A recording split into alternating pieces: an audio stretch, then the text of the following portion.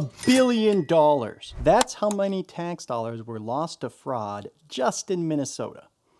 It's insane. And throughout all this fraud, not a single person has been fired. Until recently, Governor Walz fired or let his appointment expire Eric Grumdahl. And he was fired the day he was supposed to testify before the Minnesota House Fraud Committee, which was investigating the housing stabilization fraud that just happened. And as a result of his firing, he was not available to testify to the committee. How convenient. Minnesota now has at least 3 fraud cases going on. One about feeding children, one about autism centers, and another about housing stabilization. So let's dig into this latest fraud scheme and figure out how this happened in the housing stabilization space. In March 2024, the Department of Human Services was notified by Hennepin Health, which is run by Hennepin County, that there was some questionable billing going on. The department was notified, but they did nothing.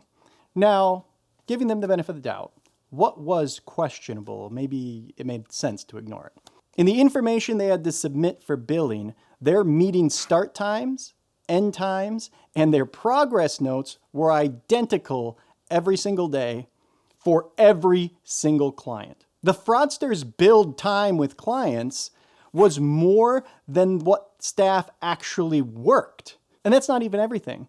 Hennepin Health had reports from people who were receiving these services that they were given $50 to participate in their fraud scheme. Well, I guess I misspoke. The department didn't do nothing. They did send an email, which said, "Thank you for your email, Nicole. I have forwarded this information to our fraud unit to investigate." After nothing happened to stop the fraudsters, the county emailed the Office of Inspector General in May 2024. And that's the office that's in charge of investigating fraud. So this is literally their job. And they asked if the fraud complaints that they submitted about these housing stabilization providers were making it all the way to the fraud team. They were not. The office responded, "A quick search of our case tracker failed to reveal any related referrals." 2 months later, in July 2024, Hennepin Health sent an official fraud referral to the department because they discovered multiple cases of bills that were being submitted for people who had died weeks earlier. Nothing happened. So in December 2024, Hennepin County decided they would ask for a direct meeting with the department to go over these fraud issues that weren't being dealt with. The OIG manager, which again, those are the people responsible for investigating fraud, wrote an email, "We all want to avoid housing stabilization from becoming the next poster child for government waste, fraud, and abuse." Hennepin Health gave up on the department doing anything, and they just decided they're not going to accept the fraudsters anymore. But the department still allowed those fraudsters to bill other insurers and continue to defraud the taxpayer. A month later, in January 2025, Jody Harpstad, the then commissioner of the Department of Human Services, claimed that there was no widespread fraud at DHS like the Feeding Our Future scandal at the Department of Education because her inspector general team was on top of oversight. Clearly, as we just went over, they are not. Not until May 2025 did the department do anything, despite knowing about the fraud for over a year. The department finally increased screening, or basically done any screening at all, and they labeled the providers high risk. Nothing really put a stop to this until the feds raided 8 locations in July 2025. And now federal investigators have announced charges of 8 people involved in what they describe as the first in a wave of indictments that will be announced. And this brings us back to the beginning. There has been no accountability. One person was fired the day the feds announced the charges and the day they were supposed to testify before the committee.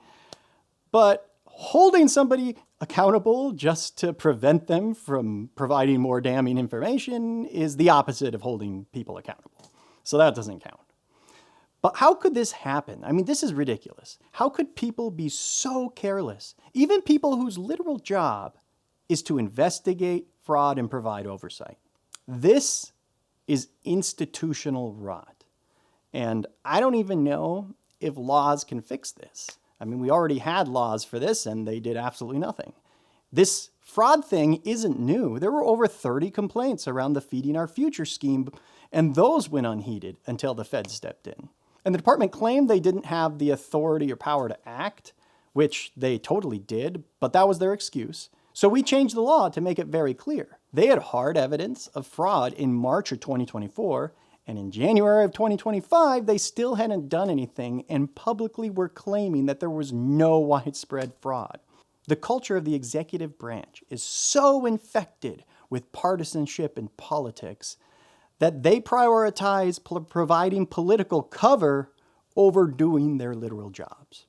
In feeding our future, it was the Department of Education. In this housing program, it's the Department of Human Services. The department didn't do anything in the last case until it was brought to light by CARE 11's investigation, which they did amazing work. I mean, CARE 11 deserves serious props for this. And that's when the department's number one job, and that's providing political cover for the administration, aligned with their secondary mission of doing their jobs and overseeing taxpayer dollars. Even if the laws change, the execution of these laws rests with the governor and his executive branch. We need a total overhaul of any department that oversees tons of taxpayer dollars. And unfortunately, the current administration is completely unwilling to do this. They even blocked a bill to establish a stronger Office of Inspector General that had significant bipartisan support. So, changing the laws might help, but it won't solve this. There's only one way to solve this, and it takes a governor who's willing to clean house.